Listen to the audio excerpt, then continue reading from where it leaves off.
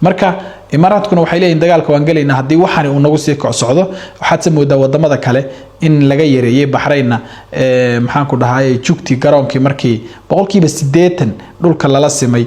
qadarna sidoo kale raadaalkii iyo wixii meesha ka yaala iyagana la burburiyay hadda gacanta culus waxay ku socotaa yuhuudda iyo caawiyahooda imaaraadka dagaalku wuxuu ekaaday dagaal diineed dhanka kale shiicadu tii Pakistan joogtay iyo tii Iraq joogtay iyo tii meel kasta joogtay waxay wadaan mudaharaado aad u waaweyn oo ay ku weerarayaan safaaradaha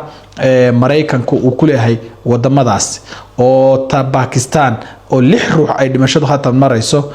ay ugu horeyso salaamullaahi calaykum waraxmatullaahi tacaala wabarakaatuh soo dhawaada daawadayaal ramadaan mubaarak ayaan idin leeyahay mar kale waxaan rabaa bal in aan xilli wareedkeena daqiiqadaha fooda inagu soo haya hadii Allah awood la ogolaado idin kula wadaago xogihii ugu dambeeyay ee dagaalka ka soconaya bariga dhexe ee maalintiisii labaad galay bal wararkii ugu dambeeyay iyo waxyaabaha falaqayta ee suurtagalka iyo saameynta ay keeni karto dhimashada ama dilka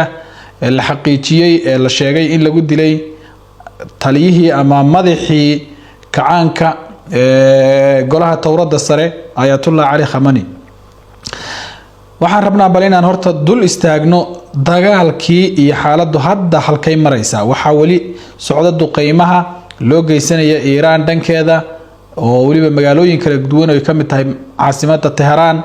iyo waliba kay iyadu geysanayso oo waliba la hormariyay haba ugu badnaadaan dhulka yuhuuddu ay maamusho iyo imaaraadka carabtu waxa sidoo kale iyadana hadda duqeymaha marti gelinaysa oo ku soo biirtay oo iyadana ilaa iyo maxaan ku dhahaayay laba diyaaradood daroona la geliyay dekedaheeda Cumaan oo markii hore ahayd wadanka kaliya ee wadamada khaliijka ka badqabay ama ka nabad qabay gacanta Iraniyiinta dhanka kale waxa toos iyaguna dagaalka u galay oo ku soo biiray Faransiiska iyo Ingiriiska iyo wadamo badan oo xulafada reer galbeedka ama Mareykanka iyo yuhuudda caawiye ah baa iyaguna toos soo galay ku diyaarad kaga qayb qaata iyo ku markab kaga qayb qaata iyo ku farsamo kale iyo basaas iyo xagga hawada inta badan ba kaga qayb qaata waxaana la faaf reebaya oo inta badan la xakameynaya la cunaqabataynaya gantaalada ridada dheer ee Iraniyiintu ay ridayaan waxa bal aan rabnaa in aan bal siday wax ku soo bilowdeen dib idinku celiyo waxa socday wada hadallo isfaham fiican Mareykanka iyo yuhuuddu ay tusinayeen in ay laga gaadhay heshiiskana la iskaga soo dhawaaday saxiixii oo kaliya hana u dhinaa wada hadalladaasi saxiix oo kaliya u dhinaa waxay ahaayeen kuwa Iran dhankeeda ay isku dhigatay oo ayna meeshan dhiganin in iyadoo dhankan wada hadal uu uga socdo wada hadalkuna ilaa heerka uu gaadhay in haddana dagaalku uu sidan oo kale kadis ugu noqonayo inta wada hadalku uu socday dhankan kale waxay ka wadeen basaaska iyo inay ogaadaan goobta ay joogaan ayatullah Ali Khamenei oo mar walba ragga ku xareeraysan ama ka agdhowna ay yihiin rag muhiim ah waxay marka ogaadeen bartilmaameedkooda oo si dhab ay ula socdeen waxaana ay ku beegayeen maalintan maanta ah ee Ramadaanku ama uu 10ka ahaa ee shalay ahayd oo ah maalin iyaga sida iska dhaadhiciyeen yuhuudda muqaddas ah waa maalin ay dhahaan maalinta badbaadada waa ciid khayaali ah oo ay dhigtaan oo ay dhahaan maalintii aanu badbaadnay 2000 iyo intaasoo boqol oo sano ka hor marka waa maalinta ay inta faraha badan ciidaan oo ay uga dhigayeen in ay rabaan waa maalintii sidoo kale dagaalkii ay ka guuleysteen masaarida ama Masar ay ka guuleysteen waa maalin ay sheegaan in ay iyaga ku tahay maalin weyn oo ciid ah oo badbaado ah oo ay aaminsiiyaan ay ka faashadaan maalintaas waxa loogu beegay heshiiskii oo xagan waxa lagu seexinayo waxaan oo dhan Iraniyiinta ba lagu seexinayo lagu gaadiyay waa ay sadacday waxayna maanta u dabaaldegayaan oo meel kasta ka waxaysmayaan qorshaha isaga ah inta markan kaga nimaadno bal dagaalka iyo wixii sababay iyo sida uu dhacay iyo khiyaanada meesha ku jirtay wixii rabbi qadaray baa dhacay Iran ma aynan u naafanin waxay noqotay mid iyada oo jugti u horeysay ba lagu dilay rageedii ugu muhiimsanaa haddana jawaabta aragteen bixiyay haatan sii wada jawaabaha darandooriga inta markii laga yimaado dagaalkii wuxuu ekaaday dagaal diimeed maadaama oo qoladani ay diin ahaan maalin ay caabudo oo ay ka faashato ay ugu soo aadiyeen weerarkan iyo dilkan iyo qorshahanba dagaalku wuxuu ekaaday dagaal diineed dhanka kale shiicadu tii Pakistan joogtay iyo tii Ciraaq joogtay iyo tii meel kasta joogtay waxay wadaan mudaharaado aad u waaweyn oo ay ku weerarayaan safaaradaha Mareykanku uu ku leeyahay wadamadaas oo ta Pakistan oo 6 ruux ay dhimashadu haatan marayso ay ugu horeyso sidoo kale Ciraaq dhaxdeeda kacdoomo waaweyn oo maxaan ku dhahay dhimasho sababay iyagana ka socda shiicaduna waxay ninkan u aaminsanayd inuu yahay yacni wax muqaddas oo kala ah da'bu ahaa 82 jir buu ahaa nin isagu haatan de godkiisiiba kor fadhiyo laakiin haddana waxay u haysteen nin muqaddas ah oo ay ka aaminsanayeen marka maadaama oo ninkaas uu sida ka ahaa Iiraan baahash shiicada agteeda shiicaduna wadamo badan ay degto oo dad awood leeyihiin iyadana falcelinta ka dhalan kartaa waxay noqon kartaa mid aan la mahadinin sidoo kale Xisbullah iyo Xuutiyiinta iyagana jawaabtooda la sugaya oo ahaa caruurta ay quudiso ama ay bacrimiso ay barbaariso Iiraaniyiintu ay barbaariyaan walow ninkii xiriirka hayay ciidamada al-Qudus ama xiriirka dadka ay caawiso Iiraan meel kasta ku sugan Yemen Suuriya Bahrain meel kasta ku sugan ninkii hayay uu nool yahay haddana waxay noqon doonaan in jawaabo degdega kuwaas oo laga filaya ay ka bixiyaan halkaas ayuu dagaalku kala maraya waxaadna moodaa dagaalku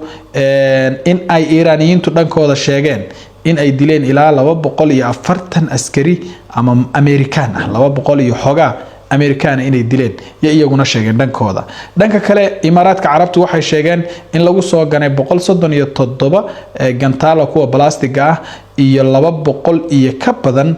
daroon aan cidi wadin waxayna sheegeen haday duqaymuhu sidan ugu socdaan inay gacmaha laabanaynin ay iska caabin la imaanayaan ama istifaacayaan ama ay weerarka dhankooda ka galayaan oo Iiraan jawaab siinayaan waa sida ay hadalka u dhigeen oo wasaaradda difaaca Imaaraadku mar dhaweyd war saxaafadeed ay qabatay ay ku sheegtay waan isweydiin karnaa sababtu maxay tahay walow ay ka cagajiidayso oo su'aal lagu celiyay oo la yiri ma istifaaci kartaan marka waxay tiri wax kasta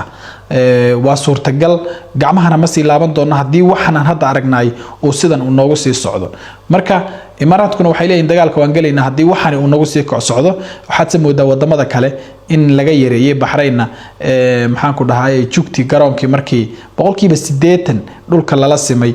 qadarna sidoo kale raadaalkii iyo wixii meesha ka yaala iyagana la burburiyay hada gacanta culus waxay ku socotaa Yuhuudda iyo caawiyahooda Imaaraadka oo aad moodo in arag gaar ah loo qabay waayo Sacuudiga duqaymihii kuma badna hal mar baa wax la sheegay sidoo kale qadar dantii laga lahaa baa laga fushaday wadanka kale leeyahay Bahrain hal saldhig oo ku yaala maxaan ku dhahay meel Mareykanka guleeyahay dekad ahaan ku yaala iyadana sidoo kale la burburiyay oo iyadana uu ahaa targetku Oman iyadana hal meel ah yaa la sheegay in oo dekada in ay ku dhacdeen danta laga lahaana wuxun baa galay sida aan aaminsanahay laakiin Imaaraadka looma aabayeelin maxaa hotel ah maxaa garoon ah maxaa kan ah maxaa dalxiis ah waa saf ballaaran baa loogu samay Iiraan marka Israa'iil Imaaraadka waxaad moodaysaa marka in laga sii dan gaar oo laga lahaa ay jirto iyaguna waa ay dareensan yihiin laakiin waxay ku andacoonayaan wali in iyagu Iiraan jawaab ka sugayaan ah in laga yareeyo bahalahan ama laga joojiyo waxayna sheegtay in warka ay ka Iiraan ay samayso ay ku talaabo qaadi doonaan oo Iiraan hadii ay hawsha sii wadana ay jawaab iyo falcelin sameyn doonaan hadii laga joojiyana ay halkaas ku joojinayaan Israa'iil dhankeeda waxa la ogaaday saldhigyo sir ah oo Mossad lahayd oo la burburiyay iyo dhamaanba guriyihii muhiimka u ahaa iyo meelihii xasaasiga ah oo iyagana dhulka lala simay gaala jabkeeda way qarsataa wayna sheeganaynin laakiin Ayatollah Ali Khamenei ka badan yaa laga dilay Yuhuudi iyo wixii ku xirnaaba dhamaantoodna waxay ku jiraan maanta iyo xalayba god hoosteed bay ku jiraan aan internet lahayn oo laga soo duubayo muuqaal iyaga oo silicsan oo wada kada looba meel aan xataa seexad laga helaynin cadaab bay ku jiraan rabbi cadaabka u siyaadiyo waxaan se aaminsanahay in dagaalkani uu noqon doono dagaal aan soo afjarmin oo xaaladiisu aad u kululaato waayo waxa uu noqday mid diimeed waxayna cadhada sii badiyeen oday 80 jir ah waqtigiisii iska dhamaaday dadka ugu tanaasulka badan Iiraaniyiinta lagu tilmaamo rag ka yar yar oo ka adag iridda ka fadhiyay in la dilay cadhadii bay badisay waxayna bedelay rag aan la garan karin go'aankooda iyo oo maxaan ku dhahaye iyo ka kanaantooda iyo waliba libaxnimadooda marka waxaan leeyahay Iran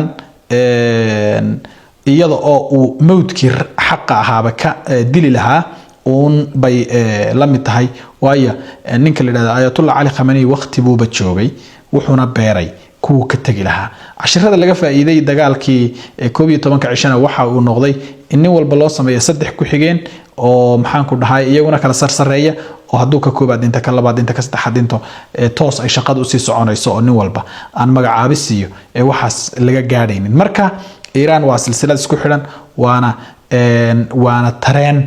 hangaraara una loo gudtinaynin oo hadii mid iyo laba iyo saddex la dilo shaqadu ay sii soconayso inta aan ka baranay dhismaheeda cajiibka ah ee ka duwan midka wadamada iyada ku xeeran